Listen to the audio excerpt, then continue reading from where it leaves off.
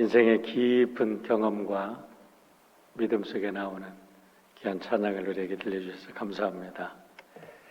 어렸을 때는 내가 크면 내 마음대로 할 것이다 라는 착각을 한 적이 있습니다. 근데 나이가 먹어가면서 의지할 것 밖에 없구나, 모든 게 의지할 것이구나, 나 혼자는 절대로 살 수 없구나 하는 것을 점점 더 깨닫게 됩니다. 오늘 참으로 귀한 찬양 해주신 우리 찬양대원들 감사를 드립니다. 요즘에 보니까 저녁에 이제 낮 시간이 조금씩 길어지는 것 같아요. 그리고 많은 분들이 코로나 백신을 맞으셨다는 소식들을 들으면서 이제 새 봄이 좀 오는가 보다 이런 생각을 하게 됩니다. 지난 한 해 정말 엄동설한 같은 겨울이었다면 이제는 깊은 강물 속에, 얼어붙었던 강물 속에 새로운 이제 강물이 흐르는 소리가 들리고 꽁꽁 얼어붙었던 땅 속에서 씨앗들은 새 봄을 맞이할 준비를 하면서 아마 씨앗을 트이고 있을 겁니다. 머지않아서 아름다운 들과 산에는 꽃으로 만발을 하고 향기로 만발을 하고 또 새와 벌들이 날아들 것이라고 믿습니다. 그것을 보면서 새 봄이 오면서 여러분에게 한 가지 영상을 좀 보여드려야 되겠다라는 생각을 해서 오늘 영상을 하나 보여드리고 오늘 예배를 시작하려고 합니다.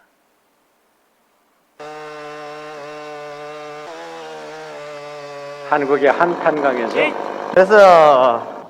고기를 잡는 모습을 봤어요. 저 얼음의 두께를 좀 보세요.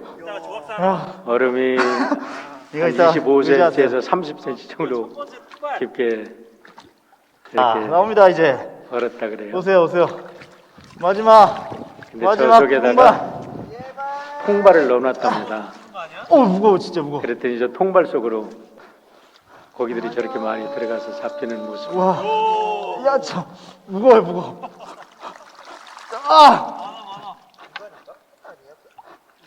자,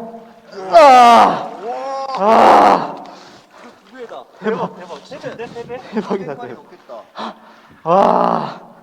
저거를 찍으려고 감사합니다. 특별한 기자하고 또 생물의 전문가인 생물도감이라는 사람 청년이 따라가서 그것을 한 달 동안 통발을 저기다 넣어놨대요. 그랬더니 고기들이 저렇게 많이 잡혔다는 영상입니다. 저는 저 영상을 보면서 참 많은 감동을 받았습니다. 아무리 세상이 어렵고 아무리 세상이 이렇게 꽁꽁 얼어붙은 것 같아도 그 속에서 하나님의 생명은 너무나 아름답게 살아있다라는 생각을 합니다. 코로나 팬데믹으로 인해서 수많은 사람들이 고통당하고 어려움을 당하는 것 같지만 그러나 하나님의 축복을 받은 생명들은 오늘도 활발하게 살아있다는 사실, 그리고 이제 머지않아 봄을 맞이한다는 사실을 잊지 않기를 바랍니다. 오늘의 말씀은 하나님의 어린 양이 7째 인을 뗄 때 일어나는 사건과 관련된 기사인데, 이 7째 인은 성도들의 기도와 종말의 사건이 어떻게 연결되어 있는가를 알려주는 참으로 특이한 기사입니다. 우리는 7장에서 이미 6째 인이 떨어지면서 세상에 마지막 종말이 임하고 또 그 가운데 땅에서는 종말이 임하고 심판이 임하는 동시에 하늘에서는 이제까지 순교하고 하나님을 믿은 예수님을 믿은 하나님의 백성들이 이제 하나님으로부터 축복을 받고 상급을 받고 영원한 예수님과 더불어 한 천국에서 살아가는 모습들을 우리가 이미 본 적이 있습니다. 그런데 문제는 아직 7인이 떨어지지 않았다는 거예요. 자, 그런데 이제 마지막으로 7인이 떨어지면서 거기에다 신비한 비밀이 나타나고 있는데, 그 비밀이 뭐냐면 이제까지 감추어져 있던 성도들의 기도가 어떻게 하나님께 응답받고 있는가라는 비밀이 드러난다는 겁니다. 여러분, 오늘 우리는 기도에 대해서 아마 교회를 다니는 분들이 평생 기도에 대해서 배웠을 것이고, 또 어떻게 기도를 해라, 또 기도하면 어떻게 된다라는 많은 이야기를 들었을 겁니다.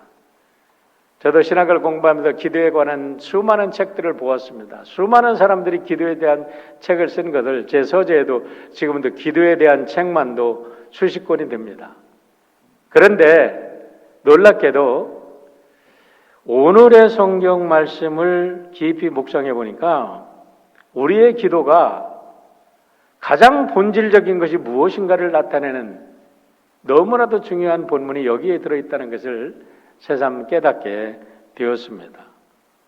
우리는 기도하면서 기도하라고 그래서 기도를 배우고 기도를 하는데 금방 응답이 되지 않는다고, 내 뜻대로 하나님이 이루어 주시지 않는다고 기도를 포기한 적이 한두 번이 아닐 것입니다.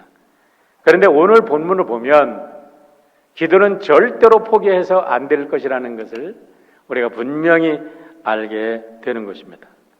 1절에 보면 어린 양이 일곱째 인을 떼십니다. 바로 예수님이죠. 예수님이 일곱째 인을 떼시는데 그때의 반 시간의 적막하고 고요한 시간이 이제 흐릅니다. 여기에서 호스 헤미 호리온이라는 단어를 쓰고 있는데 이거는 단순히 30분을 말하는 게 아니에요. 반 시간을 말하는 게 아닙니다. 이거는 상징적인 시간으로서 우리 하나님께서 6일 동안 세상을 창조하시고 마지막 일곱째 날 안식하신 것처럼 이렇게 아담으로부터 시작된 인간의 반역의 역사가 끝나고 이제는 새로운 하나님의 나라와 하나님의 세상, 새로운 세상이 열리는 그 시간에 잠깐 동안 고요와 적막이 흐르는 그 신비함을 드러내는 겁니다. 그러면서 새로운 세계가 열리고 있다는 것을 상징적으로 표현하는 거죠. 그때에 이제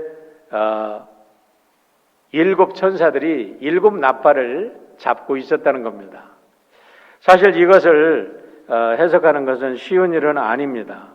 왜냐하면 이제 일곱인이 떨어진 다음에 그 다음에 이제 나팔 재앙이 또 7번 나팔이 울리면서 시작이 되는데 이것이 전에 말씀드린 대로 이게 연속되는 시간 사건이 아니고 이미 2인이 떨어지는 모든 사건 속에 7 나팔의 사건도 다 들어있고 7 대접의 사건도 다 들어있어요.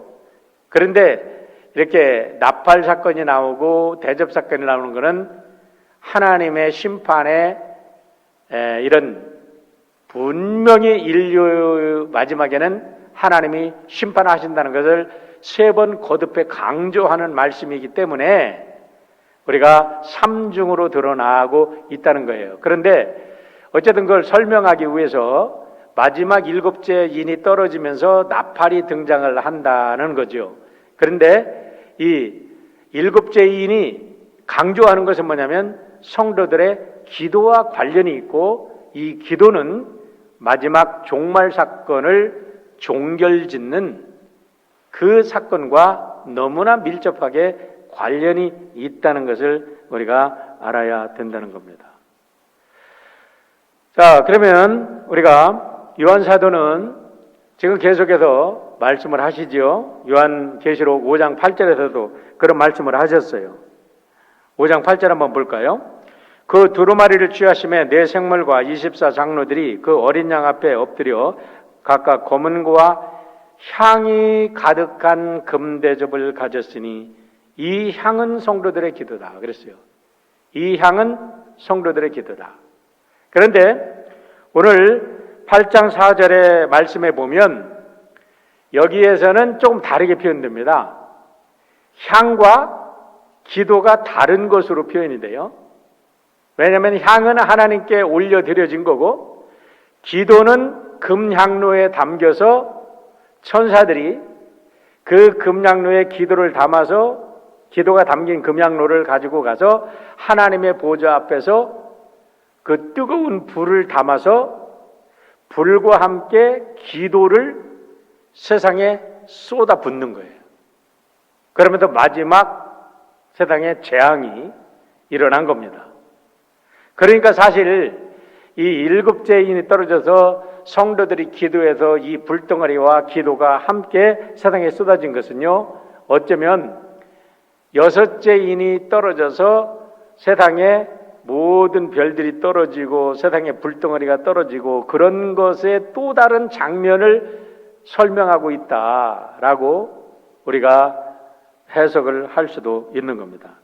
중요한 것은 5장과 8장의 차이가 뭐냐면 5장에서는 하나님께서 기도를 흠량하신다, 기도를 기쁘게 받으신다, 향기로운 향으로 받으신다는 것을 강조하고 있고 8장에서는 뭐를 강조하고 있냐면 그 기도를 응답하신다는 거예요. 기도도 하나도 땅에 떨어지지 않고 금향로에 받으셨다가 그 기도를 마지막 심판달에 그 기도를 근거로 해서 세상을 심판하신다는 겁니다. 자, 그런 면에서 오늘 기도에 대한 세 가지를 오늘 본문에서 찾아보고자 합니다. 첫 번째는 주님의 이름으로 드려지는 기도는 하나님이 반드시 받으신다는 사실입니다. 여러분 믿으십니까? 믿으실 수 있기를 바랍니다. 믿어지기를 바랍니다. 내가 믿는 게 아니라 믿어줘야 돼요. 저절로 믿어줘야 돼. 성령의 은혜로 믿어지는 것이 큰 축복입니다. 그런데 내가 드려지는 예수님의 이름으로 드려지는 모든 기도를 하나님이 반드시 받으신다는 거예요. 그렇기 때문에 기도하다가 절대로 실망하지 않기를 주의 이름으로 축원합니다. 여러분, 하나님께서는 우리 아버지 되십니다. 우리가 어린아이들이 아버지에게 뭐를 요구하면요, 아버지 나 돈 좀 주세요. 뭐 하려고? 그러면은 아버지께서 판단하셔도 금방 줘야 될 돈은 금방 주시죠. 그러나 아직은 아니다, 기다려라 그러면 기다리는 거죠. 때로는 이거는 엉뚱한 거니까 아니야, 너는 줄 수 없어 하는 것도 기도의 응답인 걸 믿으시길 바랍니다. 요거는 잘 믿기 어렵죠? 그러니까 대답을 안 하시죠? 그런데 제가 살다 보니까요, 하나님이 그때의 그 젊은 때에 하나님이 내 기도를 응답 안 해주시는 것이 얼마나 감사한지, 그 응답 안 하신 것 때문에 오늘 내가 여기에 서 있는 거예요. 여러분, 하나님께서 노하시는 그 응답이 예스 이상 가는 축복임을 믿으시길 바랍니다. 그러나 우리는 왜 하나님께 기도를 드립니까? 이것이 하나님께로부터 오는 축복인가, 그리고 하나님께 영광을 돌리는 삶을 살기 위해서는 늘 기도드리고 그 기도에 응답하시는 하나님의 풍성함을 깨달아 알아서 우리의 삶이 풍요롭게 되려면 늘 기도를 드려야 돼요. 그래야 우리가 하나님의 응답도 깨닫게 되고 내가 얼마나 하나님과 밀접한 존재로 내가 하나님의 자녀로 살아가고 있는가를 기도를 통해서 내가 깨닫게 되는 거죠. 그런데 하나님께서는 때로는 wait하고 기다리라는 기도를 기다리라고 말씀을 하신다는 거예요. 때로는 어떤 때는 우리가 이 기도는 몇 달을 기다려야 합니다. 몇 년을 기다리기도 합니다. 때로는 여기서 본문에 나오는 것 중에서 굉장히 우리들에게 중요한 것을 마다해주고 있는데 그것은 종말의 시대까지 기다리는 기도가 있다는 거예요. 왜냐하면 종말에 하나님께서 그 기도를 땅에 다 부으셔서 그 기도를 응답해 주시기 때문에, 그렇기 때문에 우리가 기도드리는 것은 100% 하나님께서 우리의 기도를 응답하신다라는 사실을 믿으시고 기도하시기를 주의 이름으로 축원합니다. 두 번째는 기도는 반드시 하나님의 금향로에 담긴다는 겁니다. 3절로 4절의 말씀을 한번 읽어볼까요? 또 다른 천사가 와서 제단 곁에 서서 금향로를 가지고 많은 향을 받았으니 이는 모든 성도의 기도와 합하여 보좌 앞 금제단에 드리고자 함이라. 향연의 성도의 기도와 함께 천사의 전으로부터 하나님께 올라가는지라 그랬어요. 자, 기도가 어디에 담긴다고요? 금제단에 바쳐질 금향로에 담긴다는 거예요. 여러분, 이것은 하나의 상징입니다. 다시 말하면 여러분과 제가 드리는 기도를 하나님께서 얼마나 귀하게 여기시고 소중하게 여기시는지 하나님께서 그걸 보석함에다가 넣어주시는데 그 보석함이 금으로 되어 있다는 거예요. 영원한, 불변하는, 영원히 썩지 않는 그 순금 항아리 속에 우리의 기도를 담아주신다는 거예요. 그 소리는 그만큼 여러분과 제가 예수님의 이름으로 기도를 드릴 때 그 기도를 귀하게 여기세요. 왜냐? 그 속에 하나님의 독생자 예수 그리스도의 생명이 담겨 있고 이름이 담겨 있고 영광이 담겨 있고 그분의 언약이 담겨 있는 기도이기 때문에 그렇습니다. 왜냐하면 우리가 기도를 드릴 때 여러분, 우리가 예수님의 이름으로 기도하지 않는 사람들 많이 있잖아요. 그런 면에서 요즘에 미국의 이 교회들의 문화, 그리고 지금 이 미국 사회가 기독교 사회라고 하고, 이번에 우리 대통령 취임식에 뭐 발표된 걸 보니까 우리 의원들의 뭐 70몇 %가 기독교인이라 뭐 이렇게 얘기를 하는데, 참 안타까운 것은 뭐냐면 그들이 예배를 드립니다. 분명 기도를 합니다. 그런데요, 마지막에 기도에 In the name of Jesus Christ, I pray in the name of Jesus Christ라는 말이 없어. 어느 사이에 없어졌어. 안타깝게도 우리가 연회를 가보고 무슨 종회를 하고 뭐라 해도 감독들은 특별히, 이런 목사님들은, 일반 목사님들은 꼭 그걸 붙이려고 노력을 하는데 감독들은 안 붙여. 그냥 기도하고 아멘 합니다. 왜 그런지 아세요? 다른 종파의 많은 사람들, 모든 우상숭배의 신들의 이름으로 함께 그 기도를 드린다, 이 소리이기 때문에. 그리고 그 사람들한테 인간적으로 인간차별하지 않고 우리는 모두 하나고 우리는 모두 다 이런 식으로. 여러분, 거기에 참 예수님의 이름으로 드려지지 않는 기도가 금향로에 담길까 하는 안타까움이 있습니다. 어쨌든 본질적인 것은, 사랑하는 부모님은 어린아기의 옹알이도 너무나 기뻐하시고 너무나 즐거워하십니다. 그렇기 때문에 하나님께서 우리가 기도할 때 그래 하고서 기뻐하시면서 우리의 기도를 들어주시는 줄 믿으시기를 축원합니다. 우리가 우리의 일을 열심히 하다가 하나님께 기도드려요. 그래, 네가 나한테 아버지의 이름을 불렀구나. 그래, 고맙다 하면서 아버지는 기뻐하시면서 우리의 기도를 금향로에 담아주신다는 거예요. 이 엄청난 사실을 알으면 여러분, 우리가 늘 기도하지 않고 어떻게 기도의 특권을 낭비할 수 있겠습니까? 마지막 세 번째는 5절의 말씀을 보세요. 천사가 향로를 가지고 제단에 불을 담아다가 땅에 쏟음에 우레와 음성과 번개와 지진이 나더라. 아까 설명을 드린 건데요. 자, 마지막에 그 금향로에 붙은 제단의 불, 심판의 불이죠. 이 심판의 불과 함께 뭐가 같이 쏟아져요? 성도들의 기도가 같이 쏟아진다는 거예요. 이때의 기도는 어떤 기도일까요? 순교한 성도들의 탄원의 기도입니다.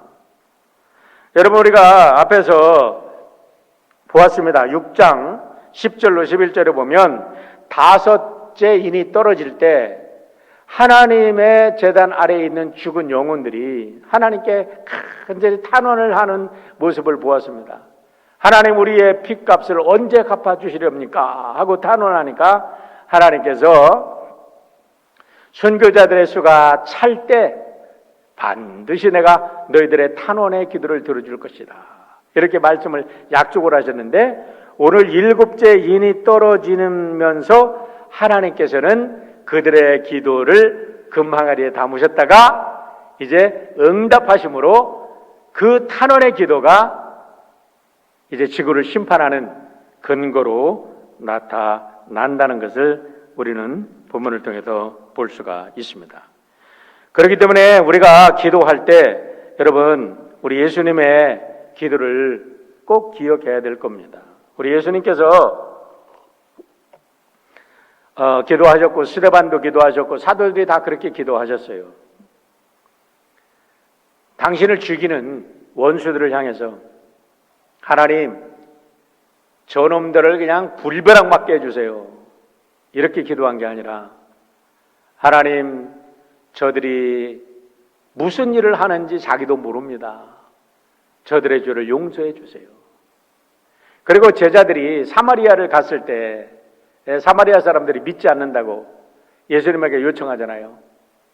주님 저놈들을 그냥 하늘에 불을 떨어가지고 그냥 단번에 면하게 해달라고 아버지께 요청할까요? 예수님이 no 하시잖아요.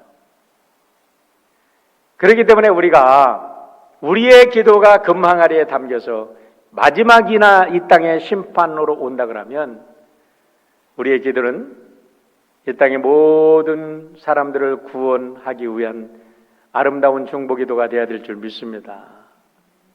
저놈들 죽여주세요가 아니라 하나님 저들을 살려주세요. 하나님 저들을 긍휼히 여기시고 용서해 주세요 하고 기도하는 우리 하나님의 귀한 백성들이 되시기를 축원합니다. 이런 면에서 저는 기도에 대해서 오늘 간단하게 정리를 하려고 하는데요. 자, 그럼 우리가 어떻게 기도할 거냐? 세 가지 말씀을 드리려고 합니다. 많은 분들이 기도를 묻습니다. 어떻게 기도해야 할까요? 제자들도 몰라서 예수님에게 기도를 어떻게 할까요? 물었잖아요. 그런데 기도는요, 사실 옹알이를 하는 거잖아요. 옹알이 하면서 아버지와 대화하면서 배우는 거잖아요. 아버지와 대화라고 그랬으니까. 그러니까 교회를 다니면서 우리 이제 목사님들이 기도하시는 것, 장로님들이 기도하시는 것, 우리 또 스몰그룹에서 우리 스몰그룹 인도자들이 기도하시는 것, 그런 걸 통해서 우리가 기도를 배우고요. 또 산기도도 가고 새벽기도도 가고 기도의 시간이나 형태나 이런 것들을 많이 배웁니다. 기도의 형태는 뭐 수없이 많이 나와요. 그런데 중요한 것은 기도의 내용을 우리가 기도할 때 그 내용에 뭐를 담아야 될 것인가, 이것이 중요하다는 겁니다. 이것을 우리가 네 가지로 보통 얘기를 하는데 액츠의 방법을 사용해라 라고 이렇게 가르쳐 줍니다. 이 내용 속에 보면 다 들어있어요. 액츠라는 것은 우리가 사도행전을 액츠라고 하기도 하죠. 사도들의 행전을. 그런데 액츠가 ACTS라고 이제 되어 있습니다. 그런데 A를 adoration, 하나님을 찬양하는 것이 기도의 내용 속에 먼저 들어가야 됩니다. 여러분, 우리가 기도할 때는요, 분한 마음으로, 원통한 마음으로 그냥 앵거를 가지고 하나님 앞에 나아가는 게 아닙니다. 물론 그런 마음을 가지고, 상한 마음을 가지고 주님 앞에 나왔어요. 그러나 우리가 하나님의 임재 속에 깊이 들어가려면 찬양이 필요합니다. 깊은 찬양. 찬송만을 말하는 건 아니에요. 우리가 하나님의 이름을 찬양하고 하나님의 영광을 찬양하고 그러면서 계속 나의 영혼이 하나님을 깊이 찬양할 때에 우리의 영혼 속에 붙어있던 찌꺼기들이 도망가고 우리의 영혼을 붙들고 있던 마귀들이 도망가고 악한 세력들이 도망가서 하나님이 우리의 영광 속에 우리의 삶 속에 임재하시고 하나님의 영광이 우리를 덮을 때, 그럴 때에 우리가 그 하나님의 임재 속에 기도를 드리는 거예요. 그렇기 때문에 여러분, 우리가 처음에 기도할 때는 우리가 하나님 앞에 나와서 앉았을 때는 급한 말로 막 내 것만 얘기하고 하나님의 응답도 기다리지 않고 숑 가는 게 아니고 우리가 하나님을 깊이 찬양하는 속에 내 영혼이 하나님의 그 음성을 듣기에 합당한 영혼으로 튜닝이 될 수 있도록 하나님께 찬양을 올려드리는 그런 게 먼저 필요한 거죠. 그 다음에 두 번째는 죄의 고백입니다. 여러분, 죄의 고백이라고 그러면요, 잘 믿는 사람들도 기분 나빠합니다. 왜 그러냐면 우리가 본질적으로 죄인이기 때문에 그래요. 여러분 당연히 죄 좀 회개하지 그러면 기분 좋을 사람이 어디 있어요? 부부간에도요 기분 나빠요. 그거는 부모와 자식간에도 기분 나쁜 말이야. 죄 회개하라고 하는 거는. 그런데 하나님 앞에 나와서 기도할 때는 우리가 꼭 그 회개가 필요하다는 거예요. 근데 여기에서 꼭 알아야 될 것은 뭐냐면 우리가 예수님을 믿고 죄를 회개할 때 예수님을 믿는 순간에 우리의 오리지널 신, 원죄는 용서받았음을 믿으시기를 바랍니다. 우리는 원죄에 대해서 다시 돌아가서 회개하는 게 아니에요.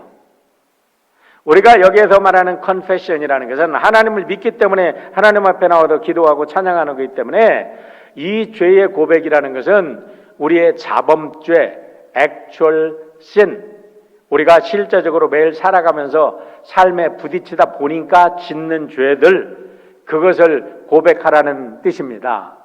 그런데 이것을 고백을 왜 해야 되냐면 이런 액츄얼 신들을 우리가 늘 고백하면서 살다 보면 우리들의 영혼이 맑고 깨끗해지고 순결해집니다. 우리의 영혼이 순결해지고 우리의 그릇이 순결해지면 하나님께서 언제든지 들어 쓰시는 거예요. 그 영혼을. 하나님께서 언제든지 그를 통해서 축복을 내려보내시고 그를 통해서 축복의 강물이 되게 하시고 축복의 증인이 되게 하시는 거예요.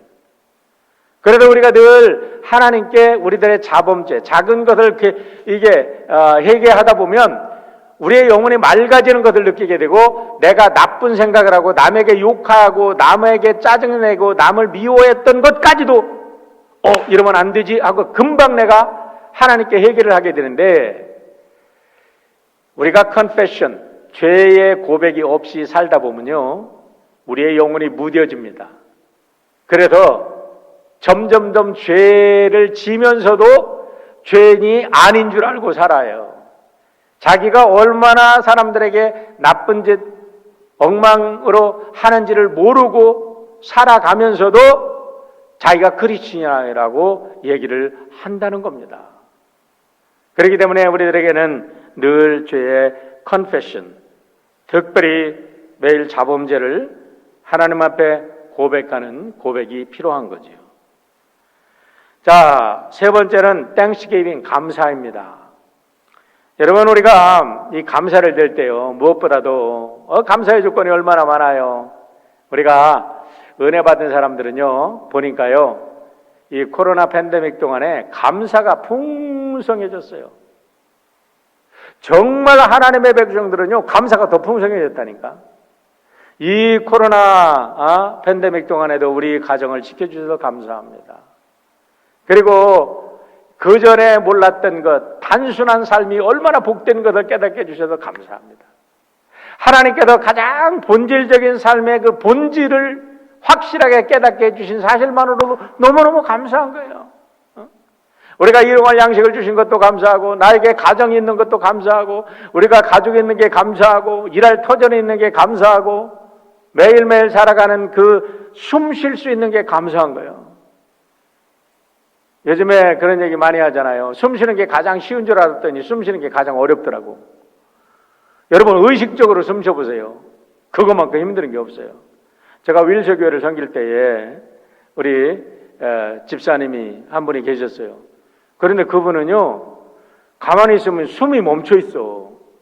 그래가지고 숨을 의도적으로 자기가 쉬어야 되는데 그게 얼마나 힘든지 모르는데 어느 날 갑자기 너무나 삶에 큰 프레셔, 그냥 스트레스를 너무 깊게 받다 보니까 자동적으로 숨을 쉬는 줄 알았더니 자기가 의도적으로 숨을 쉬어야 돼. 그런데 숨이 안 쉬어져, 자동적으로. 그래가지고 얼마나 큰 고통을 받았는지 그 얘기를 하시는데요. 여러분, 숨 쉬는 것도 감사한 거야. 그래서 얘기를 해요. 요즘에 그러잖아요. 숨만 잘 쉬어도 감사한 거라고. 숨만 쉬고 살아도 감사한 거라고. 그런데 감사할 것이 그렇게 많은데 뭐를 감사해야 되냐? 하나님이 나의 죄를 용서해 주신 걸 감사하시길 바랍니다. 제가 이 말씀을 왜 드리냐면 우리가 과거에 죄를 용서함 받았는데 사탄 마귀는 계속해서 그 죄의 올무에 내가 갇혀 있도록 만들어 버립니다. 그래서 앞으로 전진을 못해. 이미 하나님께서 죄를 용서하시기로 약속해 주셨는데, 여러분, 우리가 양심적으로 내가 잘못했는데 어떻게 한 번 하나님께 기도한다고 내 죄가 용서받아 내 죄의 짐을 끌어안고 살아야지. 여러분, 그거 굉장히 그럴듯합니다. 논리적으로, 합리적으로, 철학적으로 다 맞는 것 같지만 신앙적으로는 안 맞아. 왜? 신앙적으로는 예수님이 다 해결해 주셨어. 그리고 하나님께서 이제 우리들에게 요구하시는 게 뭐냐면, 하나님의, 내가 정말로 죄를 용서함 받았다면 이제는 과거의 죄를 되풀이하지 말고 이제는 하나님의 뜻대로 살아라. 하나님이 그렇게 말씀하시기 때문에. 여러분, 우리가 죄의 용서함을 받고 하나님의 뜻대로 사는 게 중요합니까? 과거의 죄에 얽매여 가지고 날마다 그 짐 지고서 끙끙대는 것이 옳습니까? 우리가 과거의 죄짐에 얽매여서 끙끙댄다면요, 세상 사람들은 그걸 비판할 수도 있어요. 그러나 거기에 끙끙댄다면 신앙적으로 말할 때 예수님의 십자가의 공로를 무용지물로 만드는 것이 되고 맙니다. 그렇기 때문에 오늘 이 예배를 통해서 사랑하는 성도 여러분, 죄 안 진 분이 어디 있습니까? 저도 죄를 졌습니다. 제 마음을 늘 괴롭히고 있는 죄책감이 있어요. 그분을 다시 만나서 죄를 고백하고 싶어요. 그런데 이름도 몰라요. 성도 몰라요. 그분이 어디에 있는지도 몰라요. 내가 그런 죄를 진 게 있어요. 그렇지만 이제는 하나님의 뜻대로, 그러니까 더 다시는 그런 우를 다시는 범하지 말고 하나님의 뜻대로 살기를 위해서 오늘 최선을 다하는 거예요. 오늘 이 예배를 통해서 사랑하는 성도 여러분, 이제는 하나님께서 우리의 모든 죄를 용서하신 것을 감사하시면서 미래지향적이고 창조적인 삶을 사시기를 축원드립니다. 마지막으로는 네 번째는 supplication이라고 해도 중보와 간구의 기도입니다. 간구하는 거예요. 아까도 말씀드렸지만은 저 원수 놈들 불로 그냥 멸해주세요가 아니라 우리가 예수님의 진정한 제자가 됐다면, 하나님, 저도 예수님처럼 기도합니다. 나로서는 도저히 할 수 없지만 예수님을 믿음으로, 예수님의 이름으로 기도합니다. 저 원수를 용서합니다. 저 원수를 축복해 주시옵소서 하고 여기까지 나가는 중보기도가 우리 사랑하는 성도 여러분에게 있기를 축원합니다. 그리고 우리의 가정을 위해서 중보하시고, 교회를 위해서 중보하시고, 이 땅을 위해서 중보하라고 우리 중보 기도자들을 세워놓으신 거 아니겠습니까? 여러분, 이 세상에 악이 관영해서가 문제가 아니라 악을 이기고 승리할 하나님의 백성이 없음이 문제임을 믿으시기를 바랍니다. 우리가 소돔과 고모라를 멸하실 때, 여러분, 소돔과 고모라에 악이 관영해서가 아니라 거기에 기도하는 의인 10명이 없어서, 하나님에 맞는 의인 10명이 없어도 문제였다고 우리는 너무나 잘 알고 있습니다. 그렇다면 오늘 이 시대에 우리가 이 세상을 위한 중보기도자로, 우리의 가정에 문제가 있다 그러면 오늘 이 예배를 드리는 여러분이 가정의 중보자로 가정을 새롭게 하는 주인공이 되시기를 축원합니다. 여러분의 남편을 위해서 기도하고 자녀를 위해서 기도하고, 기도할 때 기도는 했어요. 그런데 생활은 똑같아. 날마다 가족에게 화내고, 가족에게 짜증내고, 가족에게 큰 소리치고, 가족에게 마음에 아픔을 주고. 중보기도라는 것은요, 우리가 기도했으면 이제는 다시 아픔을 주지 말아야죠. 이제는 우리가 과거에 사랑하지 못했다면 사랑해야죠. 우리가 서로를 끌어안고 세워줘야죠. 그게 바로 중보기도인 줄 압니다. 그런데 감사한 것은 우리 예수님께서 기도의 샘플을 우리들에게 보여주셨다는 겁니다. 그게 바로 큰 두 번째로 예수님이 가르쳐주신 기도를 한번 우리가 다시 한번 묵상해 보자는 겁니다. 마태복음 6장 9절로 13절의 말씀을 보면 주님이 우리들에게 제자들에게 가르쳐준 기도, 주님의 기도가 나오는데요. 저는 주기도문이라는 말을 별로 좋아하지 않습니다. 왜냐하면 거기다가 주기도문, 기도를 쏙 빼고 주문이 돼버려. 사람들이 주기도를 가르치는 기도를 하는데 너무 어려서부터 잘 외워가지고 주문만 외워. 줄줄줄줄줄 주문을 외우는데 하나도 가슴속에 와닿는 게 없어. 하나도 그것이 기도로 실천되지 않아. 삶으로 실천되지 않고 그냥 막 회의하다가 싸우다가 회의 마칩시다. 주기도문이나 합시다. 이러고 회를 맞춰. 아니 막 속에서 정말 너무너무 하나님 앞에 부끄럽고 죄스럽고 어떻게 지금 오늘 교회가 이렇게 됐나 하는 아픔이 있습니다. 여러분, 우리가 주님이 가르쳐주신 기도, 주님이 가르쳐주신 기도, 이왕 그렇게 하려면 조금 길어도요, 그렇게 하세요. 주님이 가르쳐주신 기도만 제대로 해도요, 우리가 정말 하나님의 축복 갖고 살아가는 존재들이 될 줄 믿습니다. 그런데 주님에게 가르쳐주신 기도를 보면요, 위에는 하나님께 드리는 3가지 기도가 있고, 큰 주제가 3가지 있고, 나중에는 인간들에게 주는 4가지 기도의 그런 캐러고리가 있습니다. 자, 첫 번째는 뭐냐? 9절 보세요. 6장 9절. 그러므로 너희는 이렇게 기도하라. 하늘에 계신 우리 아버지여, 이름이 거룩히 여김을 받으시오며 라고 말씀하시는데, 여기서 가장 중요한 것은 뭐냐면 우리가 하나님 아버지가 내 아버지가 되셨다는 거예요. 그런데 그분은 신성하시다는 거예요. 여러분, 우리는 하늘에 계신 우리 아버지시여라고 이렇게 앞에다가 미사역으로 많이 붙이는데요, 영어 성경이나 원문에는요 Our Father이 먼저 나옵니다. 아버지가 먼저 나와. 우리가 엄마한테 아버지한테 뭐 해달라고 그러면 뭐라 그래요? 어머니 그러지.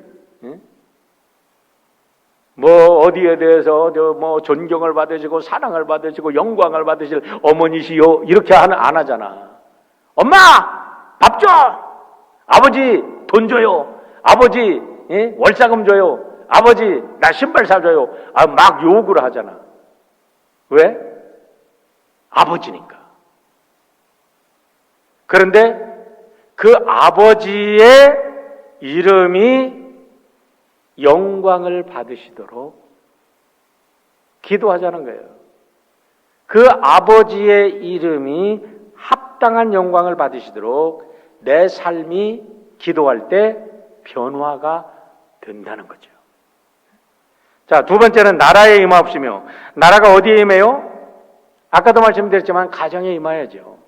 내 삶에 임해야죠. 내 삶이 하나님 나라의 증인이 돼야죠. 우리의 가정이 하나님 나라가 되는 거잖아요. 제가 가끔 요즘 들어서 제 아내한테도 이렇게 고백을 했지만,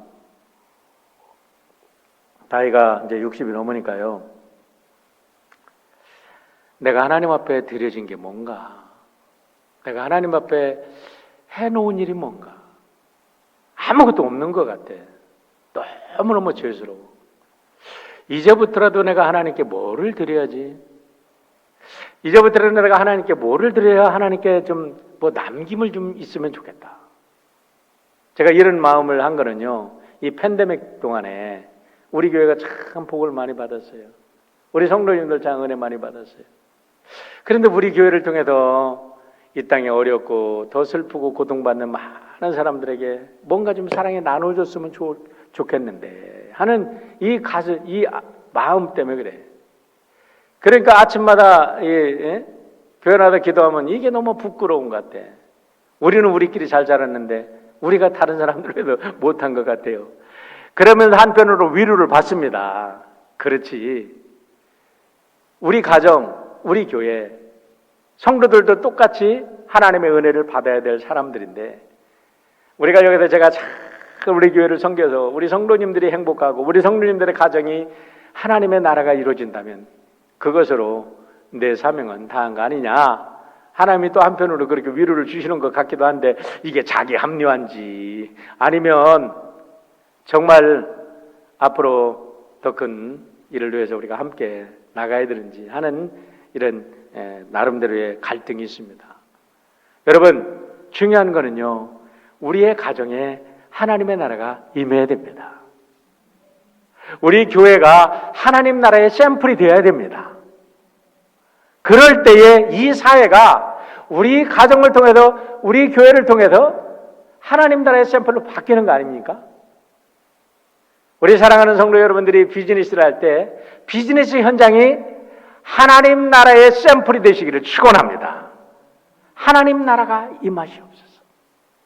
그러면 그 하나님 나라가 임한 걸 통해서 이 땅에 빛이 되고 소음이 되는 거 아니겠어요? 하나님 나라가 임하는 거 너무나 귀한 일이죠. 자, 그 다음에는 뜻이 하늘에서 이루어진 것 같이 땅에서도 이루어집니다. 하나님 나라, 하나님의 뜻이 무엇이겠어요? 이 땅의 모든 사람들이 구원받는 거 아니겠어요? 이 땅의 모든 사람들이 구원받는다는 것은 이 땅의 사람들의 사랑과 정의와 평화와 기쁨을 가지고 함께 더불어 살아가는 그 뜻이 우리의 삶을 통해서 이루어지는 것이 하나님의 귀한 뜻인 줄 믿고, 우리의 기도가 이렇게 기도를 통해서 이런 역사가 일어날 수 있기를 바랍니다. 이것이 하나님의 뜻이에요. 그리고 하나님께서 우리를 향해서 주시는 네 가지 우리를 위한 기도 네 가지가 있습니다. 첫 번째 뭐냐? 오늘 우리에게 일용할 양식을 주옵시고. Give us this day our daily bread. 여러분 믿으십니까? 오늘도 하나님께서 만나 내려주시는 걸 믿으시나요? 아멘 좀 합시다. 믿으세요?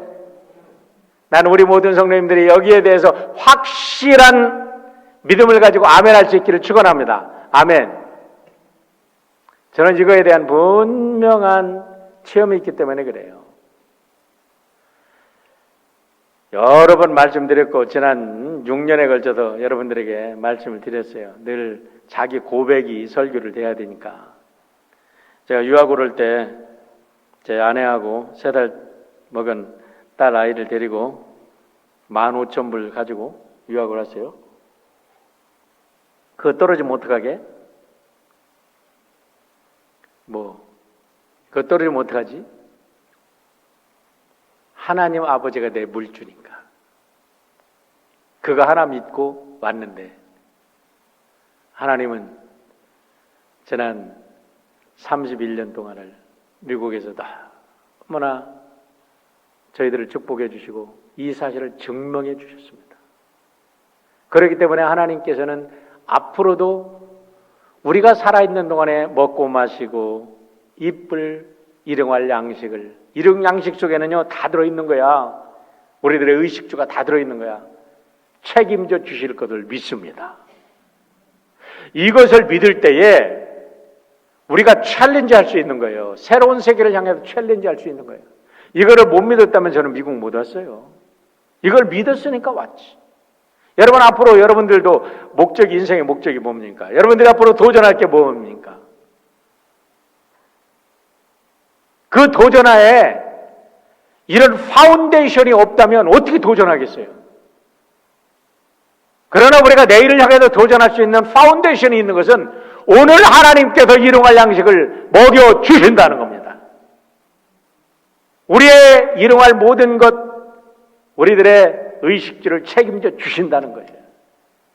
이 믿음이 간단한 믿음 같지만 우리들에게 위대한 삶의 자원인 줄 믿으시길 축원합니다. 두 번째는 이제 인간을 향한 두 번째입니다. 12절. 우리가 우리에게 죄 지은 자를 사하여 준 것 같이 우리의 죄를 사하여 주시옵고. 그래요. 회개가 뭐라고 그랬죠? 회개는요, 하나님 앞에 내 죄를 고백하고 용서받고 다시는 그 죄를 되풀이하지 않는 게 회개입니다. 말로는 고백해놓고 계속해서 되풀이해서 같은 일을 되풀이하는 사람은 해결한 게 아니에요. 죄는 우리의 삶을 파괴할 뿐만 아니라 우리의 모든 인간관계를 다 파괴하는 가장 무서운 세력입니다.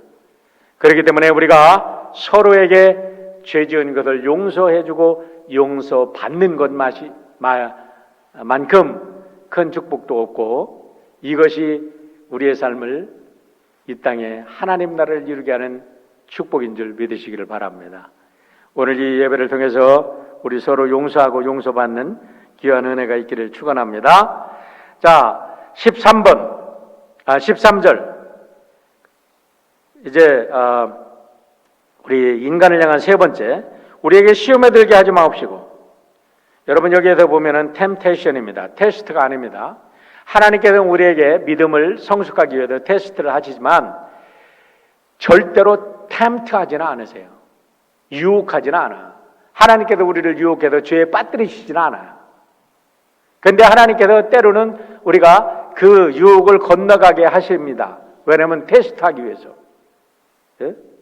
테스트와 템트를 갖다가 이 분리하는 것은 굉장히 논리적으로 어떤 이걸 갖다가 분석을 하라 그러면 쉬운 일은 아니지만은, 시험에는 절대로 빠지지 마시고 테스트에는 반드시 이기시기를 축원합니다. 여러분, 우리가 시험에 빠지면요, 모든 것 이루었던 것 한 번에 끝납니다. 이제까지 잘했어요. 이제까지 성공했어요. 그런데 한 번의 실수로 모든 게 물거품 갑니다. 아침에도 말씀드렸지만 마라톤을 우리가 뛴다고 해보세요. 마라톤 풀 코스를 뛴다고 해보세요. 지난번에 우리 LA 마라톤에도 그런 일이 있었잖아요. 1등짜리가 마라톤을 코스를 뛰었어요. 화장실을 잠깐 들어갔다 나왔대요. 그런데 여기서 뛰다가 요로 들어갔어요. 화장실을 갔어요. 다시 여기서부터 뛰어야 되는데 이 사람이 화장실 가서 몇 미터 앞서서 뛰었어. 코스를 벗어났다고 탈락됐어. 1등짜리가. 제가 휠체어를 섬길 때 그런 일이 발생했어. 뭐냐? 템트 되면 이때까지 너무 잘 왔는데 마지막에 시험 빠져가지고, 하나님이 어디 계셔? 돌아가실 때. 예? 마지막 죽는 순간에 신앙 버리고 가는 목사님들도 많고요, 장로님들도 많아요. 여러분, 시험에 들지 않기를 기도하시기를 축원합니다. 잘 가다가 왜 시험에 드냐고. 시험은요, 다른 게 없어요. 보니까 자기 욕심 때문에 시험 들어. 자기 욕심 버리면요, 시험 들지 않습니다. 자, 마지막으로는 다만 악에서 구하옵소서. 최종 목적은 우리를 악의 구렁텅에서 우리를 구원하셔서 천국인을 쳐주옵소서라는 기도죠. 그리고 마지막에는 대개 나라와 권세와 영광이 아버지께 영원히 있사옵나이다. 아멘. 그러는데 그거는 괄호가 쳐 있어요. 그거는 원래 고 원서에 들어있는 부분도 있고 빠진 부분도 있어요. 그래서 아마 이 예수님의 원래 예수님 말 기도 속에는 없었는데, 나중에 교회가 이게 이제 예배를 드리는 가운데 이것이 성령으로 드려진 게 아닌가, 이렇게 얘기를 합니다. 그런데 대개 나라와 권세와 영광이 아버지께 영원히 있사옵니다. 그랬을 때 대개가 뭔지 아세요, 여러분? 오랜 동안 교회 다니면서 대개가 뭔지 모르는 분들 많이 계세요. 대개라는 큰 대자고 뚜껑 개자예요. 뚜껑 개자. 큰 뚜껑. 큰 뚜껑이란 소리야. 그게 큰 뚜껑이 뭐냐? 결론적으로 말해도 이 소리잖아요. 예?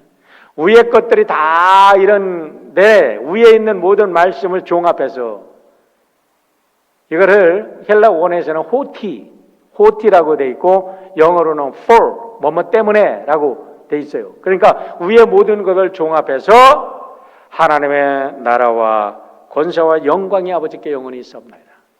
우리의 기도든지 예배든지요, 마지막 것은 하나님이 영광 받으실 때 참된 기도가 되고, 하나님이 영광 받으실 때 참된 예배가 되고 하나님이 영광 받으실 때 참된 우리의 축복이 됨을 믿으시길 바랍니다. 나는 다 축복받았는데 그것 때문에 하나님이 축복받지 않으셨다면 그건 아니에요. 그러니까 하나님이 우리의 삶에서 영광이 될 때 우리가 진정한 축복이 되는 거예요. 1940년대에 유명한 예화가 있는데요. 1940년대 미국의 백만장자였던 밀턴이라는 사람이 있대요. 백만장자라면 그때는 미국의 몇째가라는 거부죠. 그 사람이 사업을 크게 성공을 시켜서 너무나 일을 열심히 했는데 문제는 그것으로 인해서 이제 불면증이 생기고 불면증이 심해지면서 모든 몸에 이상이 왔대요. 그런데 돈이 많아가지고 수많은 의사들을 찾아다녀도 도저히 백방으로 이 사람이 치료를 하려고 해도 되지를 않아. 그러다가 나중에는 이 사람이 피지컬리는 아무런 문제가 없고 정신적인 문제라 그래가지고 스위스의 칼 융 박사를 찾아갔답니다. 심리적 치료를 하려고. 근데 칼 융이 이 사람하고 많은 대화를 하다가 결론 낸 게 뭐냐면, 자, 당신 정말 병을 고치고 싶습니까? 그렇다 그러면 내가 추천해 주는 사람 한번 찾아가 보세요. 그랬더니 어디냐? 그랬더니 러시아, 모스크바에서 수백 킬로미터 떨어진 그 러시아의 수도원을 찾아가라 그러더래요. 거기에서 수도원장을 만나봐라 그러더래요. 그래도 이 사람이 마지막 살려고, 그때 당시에는 미국이 국교도 정상화되지 않은 상태인데 어쨌든 돈이 많으니까 자기 자가용 비행기를 타고 어떻게 해서 러시아를 찾아갔답니다. 그 수도원에 갔더니 수도원 원장이 그분과 많은 대화를 하더니 그분이 처방을 내려준 게 있어. 뭐냐? 당신은 오늘부터 정말 살기를 원하냐고. 그러다면 내 말을 듣기를 원하냐고. 그러면 묵주를 하나 주더니 하루에 주기도문 300번을 외우고 오라고. 그래서 이 사람이 처음에는 300번을 열심히 묵주하면서 외웠대. 그러더니 그 다음에는 600번을 외우라고. 또 600번을 외웠대. 근데 외우면서 점점 화가 나는 거야. 이까짓 거 하려면 말이야. 내가, 미국은, 어디는 뭐냐. 내가 이거 하려고 여기까지 찾아왔냐고 막 이 사람이 분통이 터진 거죠. 근데 같이 따라간 사람들이, 이 형 여기까지 왔는데 한번 하라는 대로 해보자고.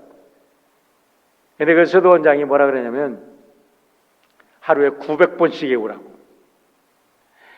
근데 900번씩 20일째 외우는데 이 사람에게 영적인 사건이 터진 거예요. 그때 이 사람이 하나님을 만나는 거룩한 체험을 하고요. 완전히 변화돼가지고 이 사람이 완전히 회복됐다는 이런 전설적인 얘기가 나오고 있습니다. 여러분, 기도가 안 되면 계속해서 내가 이 예화를 보면서 참 일리가 있다라고 생각합니다. 기도할 게 없으면 주기도문만을 계속 암송해 보십시오. 그러면 계속 하다 보면요, 그 속에 진수가 나옵니다. 기적이 일어납니다. 자, 마지막 결론을 내립니다.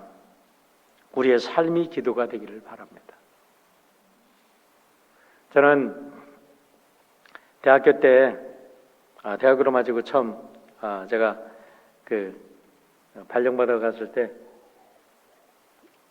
사북에 우리 도리 신부님이 세운 예수원을 방문한 적이 있어요. 친구하고 둘이 CCC 활동을 하던 친구하고. 그 친구는 독일어 선생이었었는데 저하고 같은 지역에 발령이 나서 늘 같이 그래도 외로운 타지에 가서 잘 지냈는데, 그 친구하고 이 황제 예수원을 방문했는데 그때 아름다운 풍경은 지금도 생각이 납니다. 근데 그때 가장 깊은 그 하나의 영상이 딱 찍혀서 제 가슴속에 지금도 남아있어요.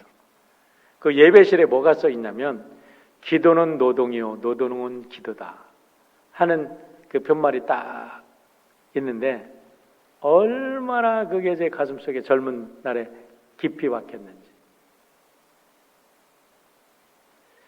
이건 나중에 알게 된 것은 베네딕트 수도사들의 규율이었습니다. 기도는 노동이고 노동은 기도다. 결국 제가 마지막 이것을 늘 묵상하면서 느낀 것은 우리의 삶이 기도라는 겁니다.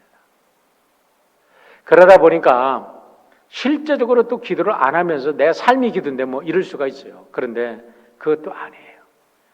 기도를 하면서 우리의 살아가는 삶의 현장에서 기도의 열매를 따는, 그래서 기도가 삶이 되는 거룩한 역사가 우리 사랑하는 성도 여러분 모두에게 있어지기를 축원합니다.